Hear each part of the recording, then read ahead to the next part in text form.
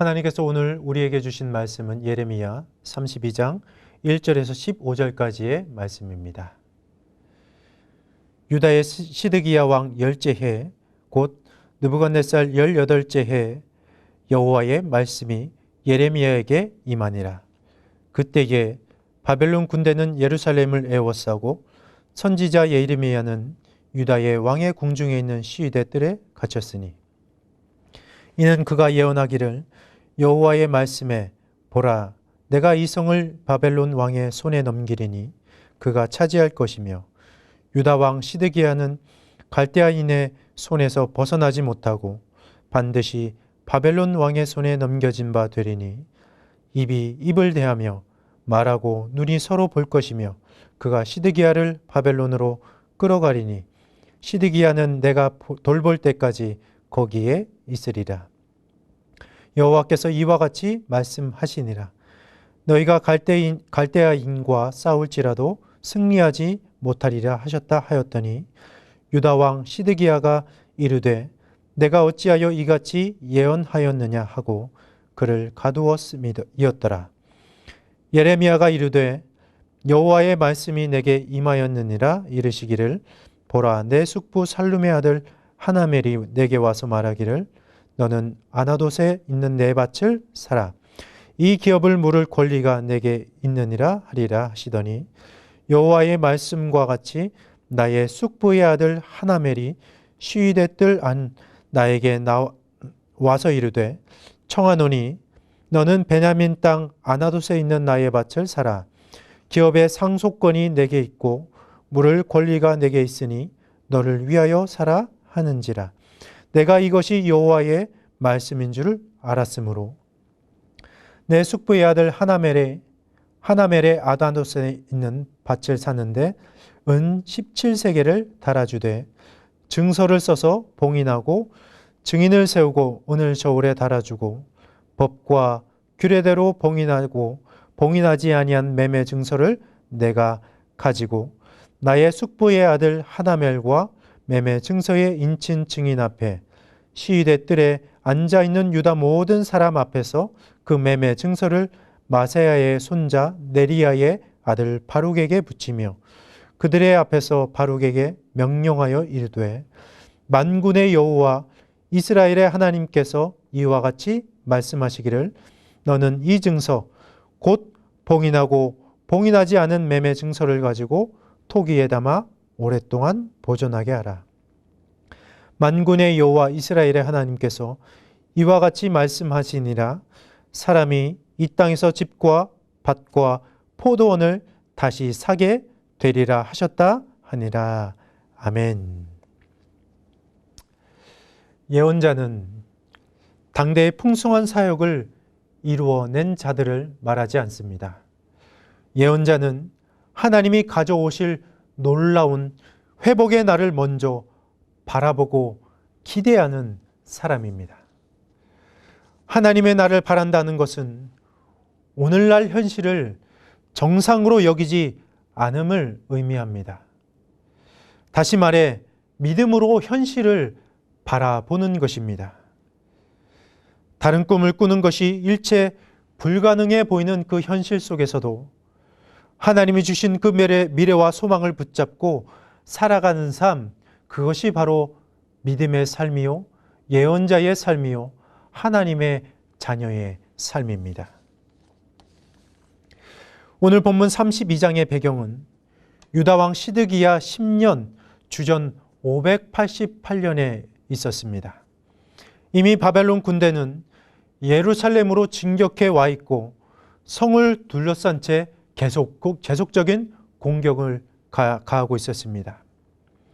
바벨론의 예루살렘 성 공격은 1년 반 동안 지속되었습니다. 마침내 그리고 주전 587년 5월에 예루살렘 성은 함락되고 맙니다.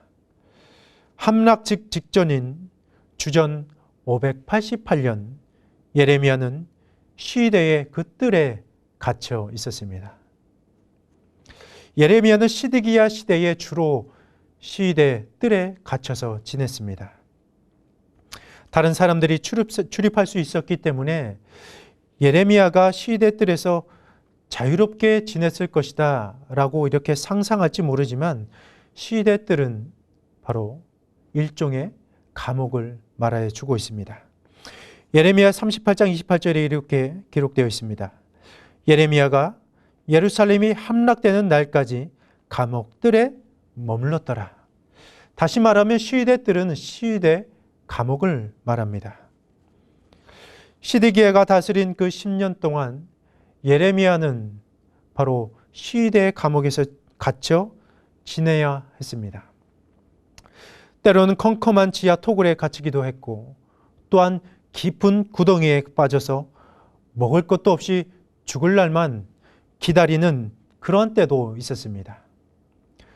그래도 토굴과 같은 깊은 구덩이보다는 조금 나은 시대의 뜰에 그 감옥에 있는 것이 조금 괜찮게 지낼 수 있었네 라고 생각할 수 있겠지만 예레미야는 시대 뜰에서 또한 그동안 많은 수많은 감옥 속에서 고통과 치욕의 나날들을 보냈던 것입니다. 예레미야가 옥에 갇힌 이유는 바로 예언 때문이었습니다.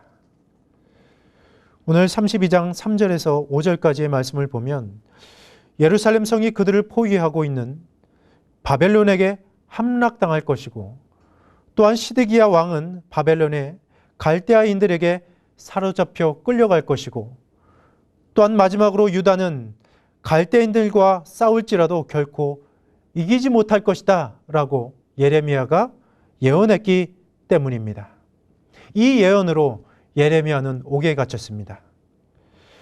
계속 바벨론에 항거할 것을 권면했고 바벨론이 승리할 것이라고 계속적으로 말했지만 당시 많은 사람들은 예레미야를 민족 반역자로 여겼습니다. 우리도 마찬가지 아닙니까? 우리도 나쁜 말보다는 좋은 말을 듣기를 원합니다. 우리가 부족하다는 소리보다는 잘한다 그런 소리를 듣기를 원합니다. 말씀을 드릴 때는 회개와 죄 용서의 말씀보다 축복의 메시지를 듣길 원하는 우리의 모습처럼 말입니다. 안일과 장래에 좋은 것을 바라는 우리와 다른 삶을 살고 있던 예레미야를 보면서 얼마나 힘들었을까라고 그렇게 공감할지 모르겠습니다. 아니면 공감은커녕 함구하고 편안하게 살지 왜 그렇게 힘들게 살아가려고 해? 라고 반문할지도 모르겠습니다. 그런데 우리가 옥에 갇힌 예레미야가 힘들었던 것을 조금 넘어서 예레미야의 삶을 보며 주목해야 할 것을 성경이 우리에게 말씀해 주고 있습니다. 오늘 본문 2절의 말씀입니다. 그때에 바벨론 군대는 예루살렘을 에워싸고 선지자 예레미야는 유다의 왕의 궁중에 있는 시위대 뜰에 갇혔으니.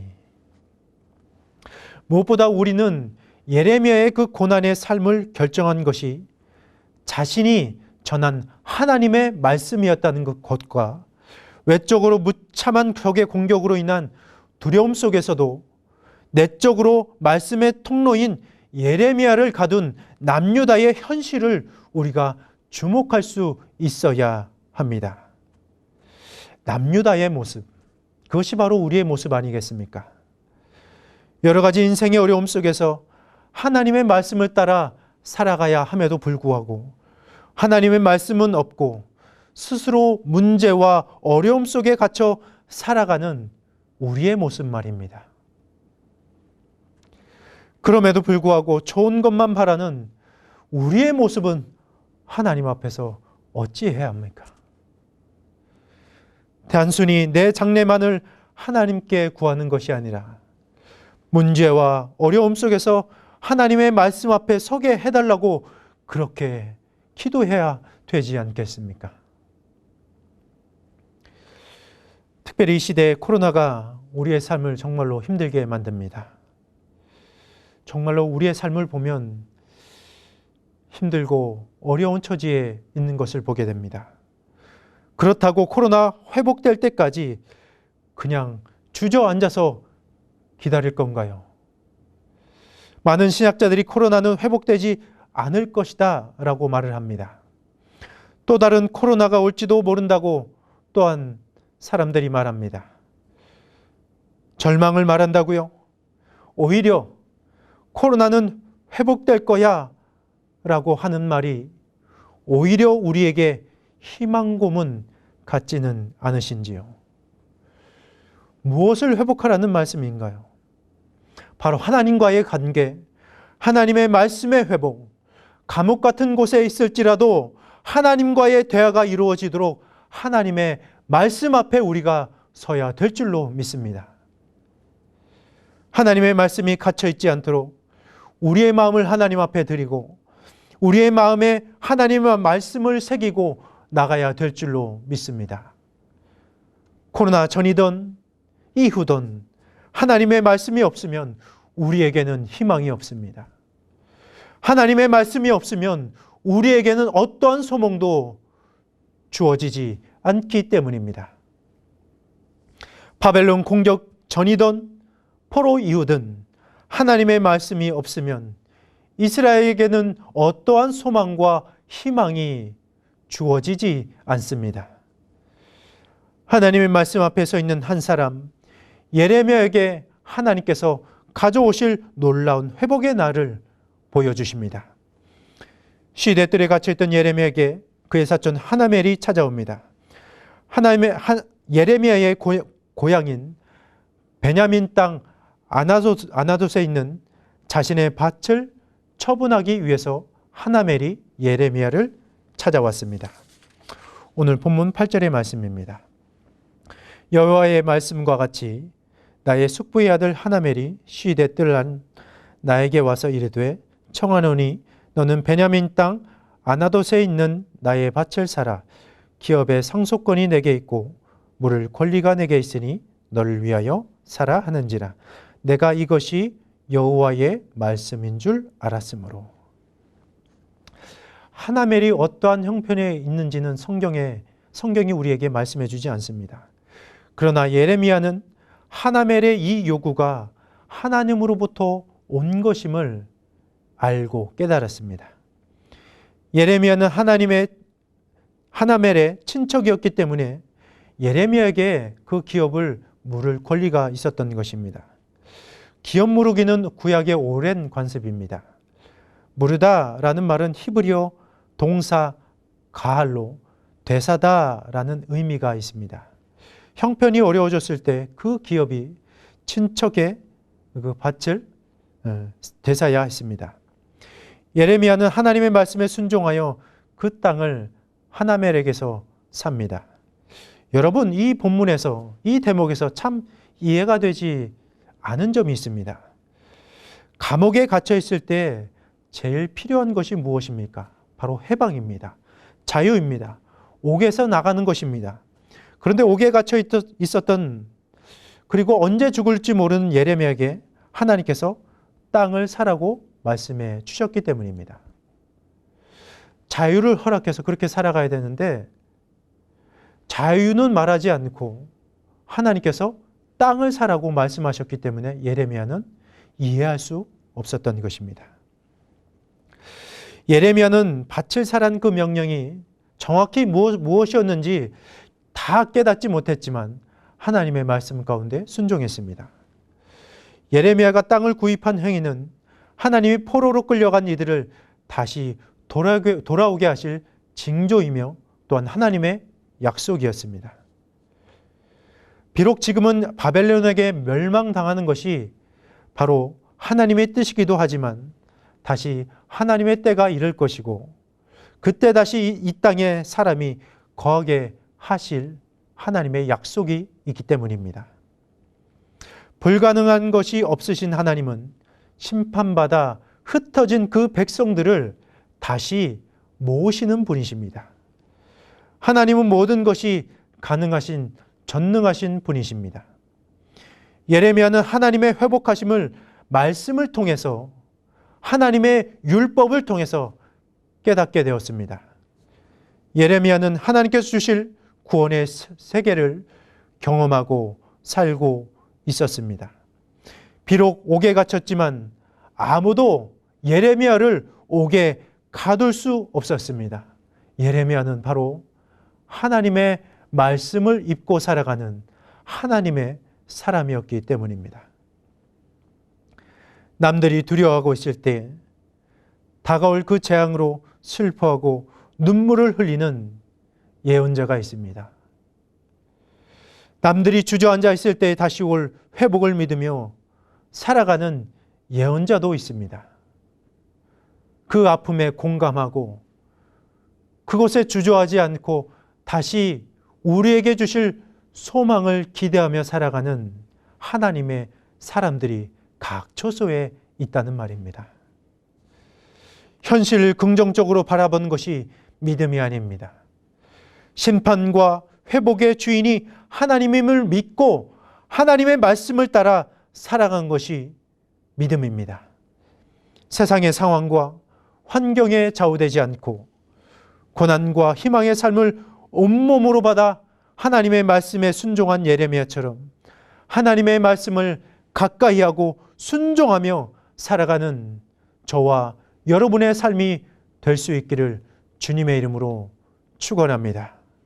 기도하겠습니다. 하나님 아버지, 고난과 어려운 상황 속에서 우리는 무엇을 바라보고 있는지 다시 한번 되돌아보고 하나님의 말씀 앞에 설 수 있도록 인도하여 주옵소서. 우리를 두렵게 하는 것이 문제고 상황인 것을 깨닫게 하여 주시고 다시 한번 하나님의 말씀 앞에 세워진 인생을 살아갈 수 있도록 인도하여 주옵소서. 남유다 백성은 외부의 공격과 또한 내적으로는 하나님의 말씀의 통로인 예레미야를 가두고 말씀을 저버렸습니다. 하나님, 곤고하고 어렵고 힘들고 많은 문제 속에서 우리는 무엇을 바라봐야 될지 다시 한번 하나님의 말씀 가운데에 거할 수 있도록 인도하여 주옵소서. 많은 문제와 어려움 속에서 하나님의 말씀을 붙들고 살아가는 인생이 되게 하여 주셔서 하나님, 고난이 또한 그 어려움이 우리의 마음을 흔들지 않게 하여 주시고 하나님의 말씀으로 세워진 인생을 통하여서 소망으로 희망으로 나아가는 삶이 우리의 삶이 되게 하여 주옵소서.